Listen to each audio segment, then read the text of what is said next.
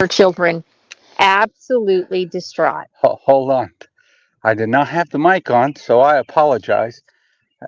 Once again, I'll start over here real quick. 7 o'clock talk, Dr. Miller, Nurse Jessica, and we're going to talk about customer service because even if you believe that you are not in a customer service oriented business, trust me, you are. If you are forward facing and dealing with the public, you are in customer service. And Jessica had a very unique front row seat to the loss of customer service, and I will let her tell the story. Well, so we had a young lady walk into our office with her children absolutely distraught. Was not a patient of ours, and it did not matter because we should be good humans all the time. Not even if we're not in an office, even if we're on the street, we should be good humans. And this this was a very young children, and she came to the front desk, and all she really needed was a piece of paper filled out. We could not fill her paper out for her, but It required a special license. it did. And so basically, we tried to calm her down. There was one, no way I was going to allow this young person to leave our office so upset with her family. And two, if you can help, you should. Even if you're not being paid for it, you should help. Like, these are other people, and if you can put yourself in their shoes, you would want somebody to help you too. Or help your kids. And so Tina's like, we can't help her, but you can always help. You can always do something as we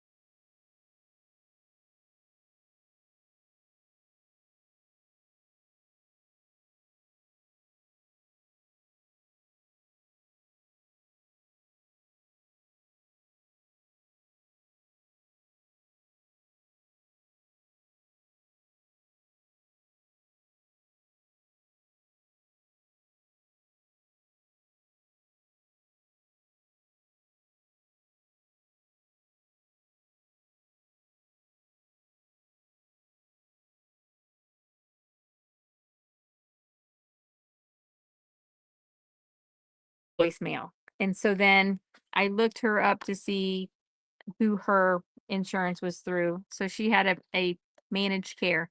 And so if you don't pick a provider, they give you a provider. And so I called the provider that was listed. So she was going from one product to another product because of the fact that this provider would not accept it.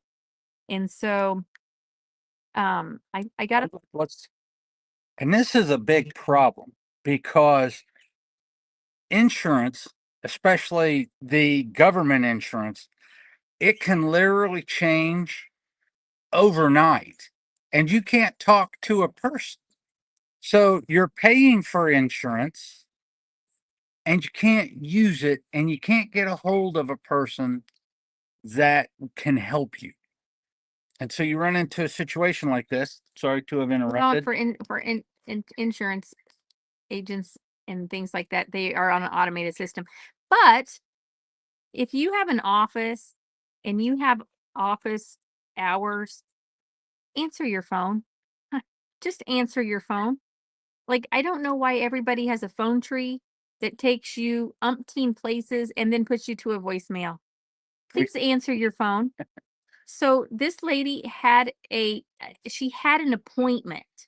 She came to her appointment on time to be turned away because she used to have no insurance, so she was self-pay, and now she has insurance, and so even though she said, "Just pretend I don't have insurance," they refused to see her.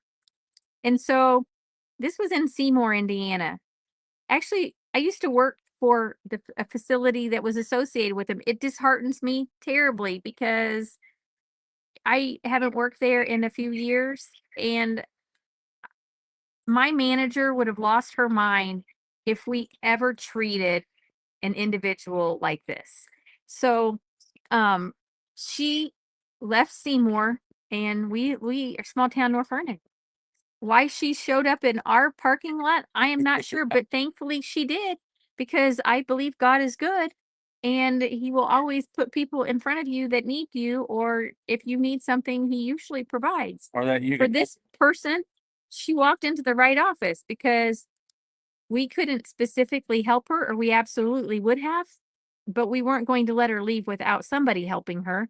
So I called the provider that was assigned essentially to them, and they were more than happy to help, but they could not see her that day. And they were the only they day that they she were had- appalled. They were actually appalled that anybody, per, any healthcare office would ever treat somebody so poorly. And so finally, I had my front desk calling while I was trying to call. And finally, we got through to this office. And the little girl was just basically said they told her that it wasn't their problem. And I absolutely believe her, because they basically said the same thing to us. And we weren't a patient calling a provider. We were a provider calling a provider asking for help. And any suggestion, and we were treated so poorly by this office, and they did not care. And I have told people over and over, if I said it once, I've said it 1,000 times or more. If you have a provider that you are seeing that does not listen to you and take you seriously and let you speak and then create a plan together, find a new one.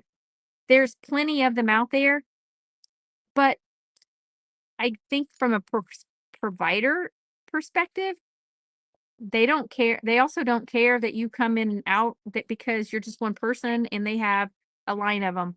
And we have lost the art of caring. Like nursing, I'm a nurse. I come from the medical field, and I'm very passionate about my trade. Any nurse that you ever meet, a good nurse, a nurse that has worked the floor, the camaraderie between nurses, and the heart of a true nurse, they are always trying to fix things. We will find the weakest, the most broken, and we try to fix them. And the that is an art. The art of caring is real. And for somebody to be so cold and so heartless as to turn away a young person with children without even trying to help, in my opinion, is heartless. So we obviously were not going to be able to get her seen by any provider that she should have been able to be seen by. They weren't even willing to fill out their paperwork if we faxed it. And their reason was, well, we've only seen them one time. It's not like they're our patient. We have patients, and if we have seen you one time, you're our patient. And we are going to care and love you whether we've seen you one time or 200. Like, that's who we are. We're very passionate about people. And so anyway, I was sitting there brainstorming as this young person was crying because she only had one day and she had a list that she needed to complete, like we all do. And so I reached out to a person that I thought might be able to help, that was in Columbus. So Will, if you're watching, thank you. Um, a nurse practitioner friend, I met him through just congregating with other professionals, and I sent him a voicemail and he called me back. well, go ahead. Will is direct care. He's a direct care nurse. He is in Columbus, Indiana at Cove. Cove Direct Primary Care, There you go. and his name is William Pumphrey. And if you are local and you need a care provider and you don't have insurance and you need affordable care, Will is your person. So I call him and I tell him the story. And I said, what is your service charge? And he said, come, just send her here. I'm willing, I'm here to help. And you know what? That is a heart, that is the heart of a true nurse. He is a nurse practitioner. He does family care and children, but they do have to be a certain age. Like he doesn't do newborns, but exceptional. He's absolutely exceptional. A true heart of a kind, passionate caregiver. And this is what we all need to have for each other, whether we be a nurse, a doctor, a whatever, a customer service rep in an insurance company, a cashier at the Walmart or the JC. We should have a heart of service for the people that we are serving. And if you think that you are just showing up for a paycheck so that you can leave, you have missed it. Everybody is of service to somebody. But ultimately, we should just be good humans to each other. And healthcare frustrates me. It infuriates me because where we have taken the heart and health out of that. Anyway, that's my beef today.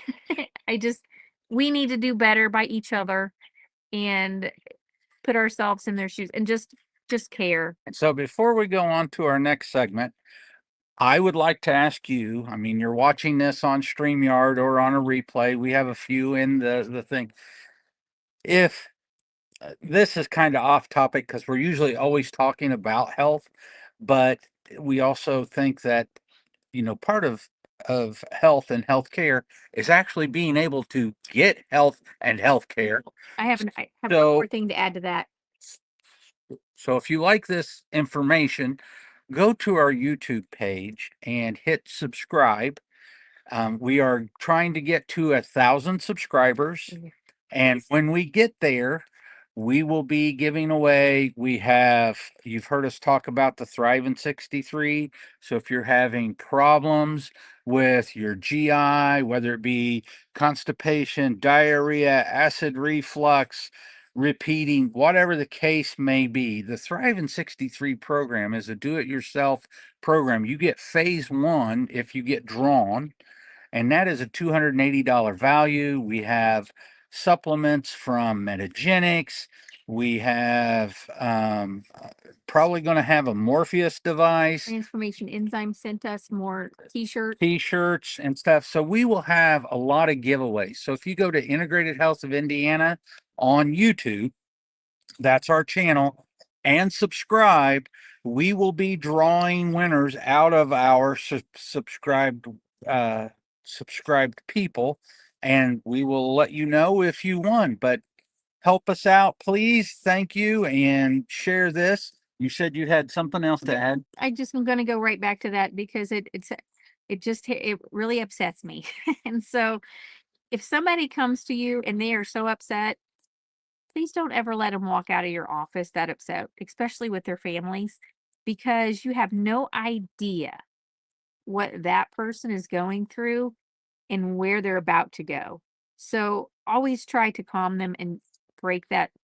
Always try to help do something if you can Cheers. for the reason that we just had a patient take their life, uh, not because they didn't feel like they had anything to live for. Like, and I'm not even, it doesn't matter why or what happened, but it crushed me because we are very passionate about people. And had we known, we would have done anything and everything we could to help. Yeah, they And never so said they anything. did not say anything. As far as we knew, they were doing great. And somebody I just grew really close with, we talked a lot in treatments. But when people come in, this was a total stranger. When somebody walks up and they're to the point that they have walked into a total stranger to ask for help, please don't turn them away. You may not know how to help, but find somebody that might. Um, because you have no idea if that person is hanging on at the end of their rope. And I get really upset about it. Just help.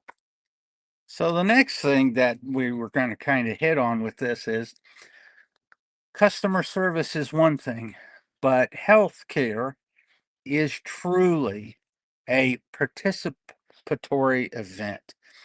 If you are being seen by someone, you should A, have input into your care.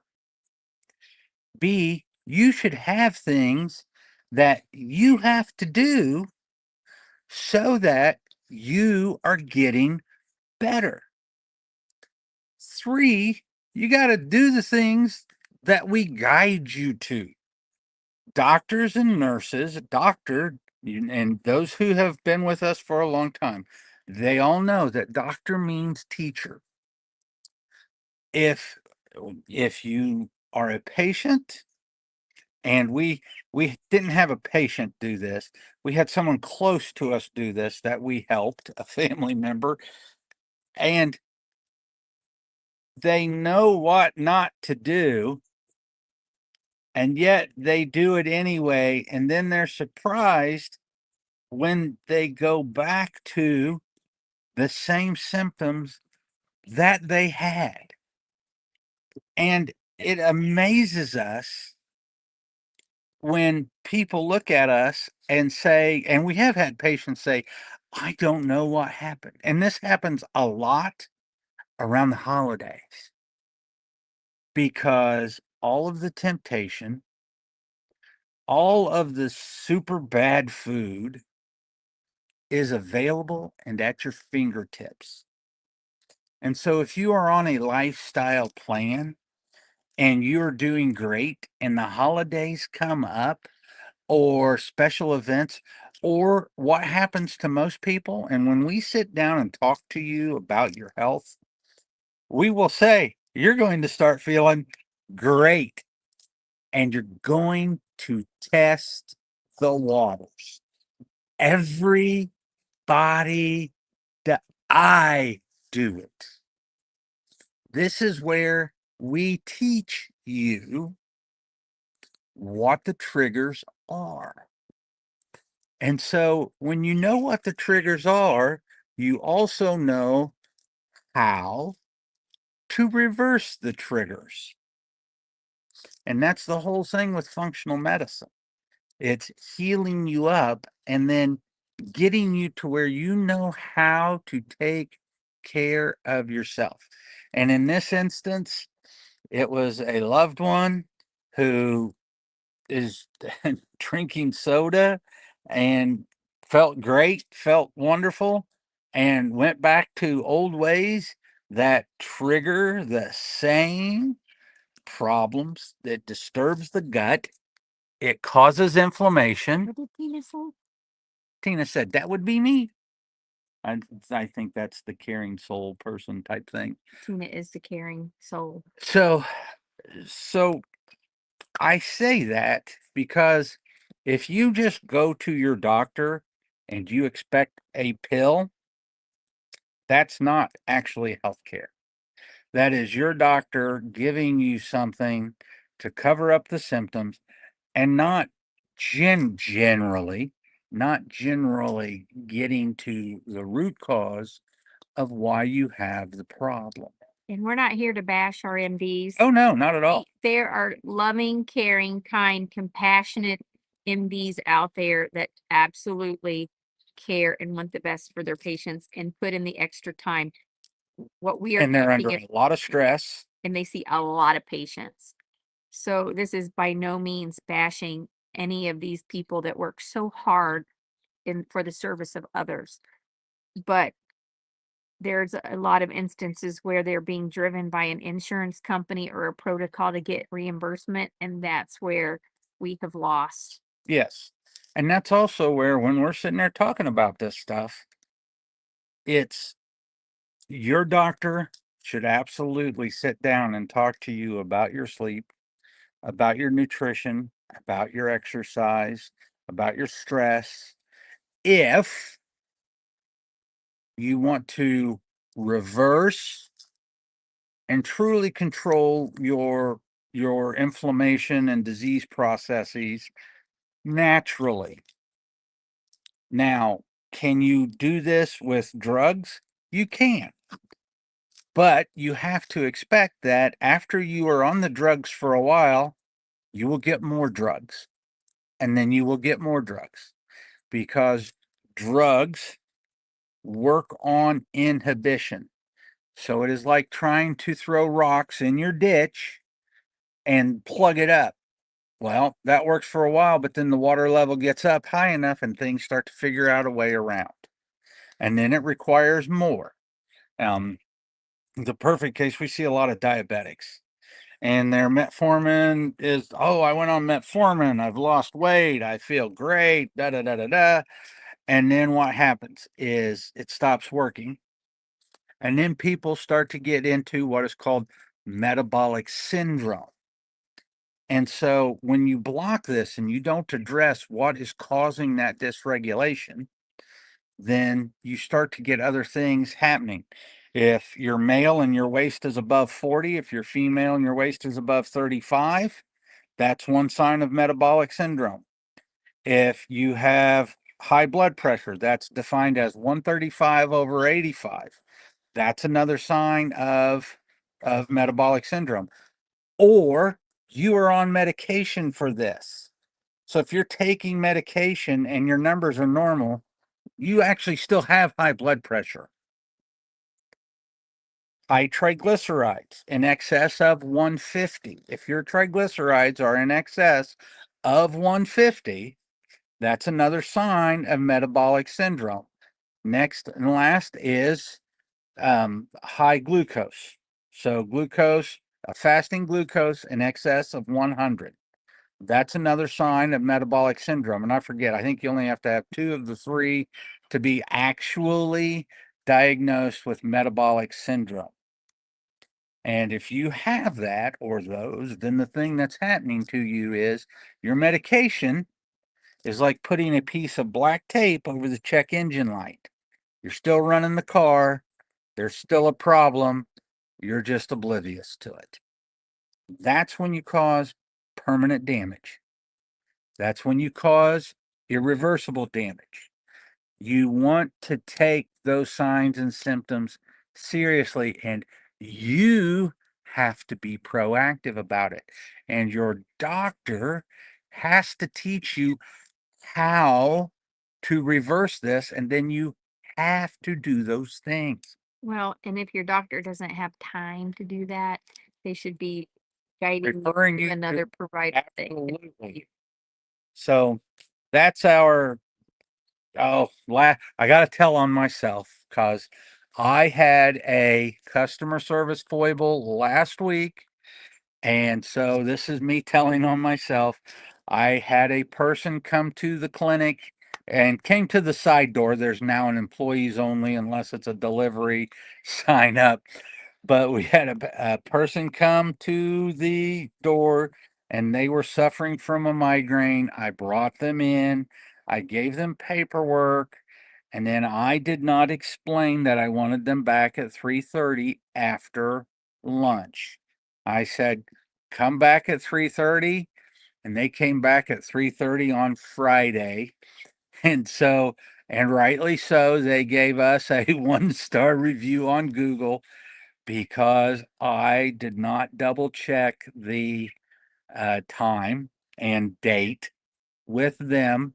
And so we did follow up with them to make sure that they did get seen by somebody, because we don't want anybody suffering. And I don't care about the reviews. I just want to make sure people are taken care of. But that was on me, and that was my mistake. Jessica and Tina were worried to death about it, and that one's just on me. I did not verify the date.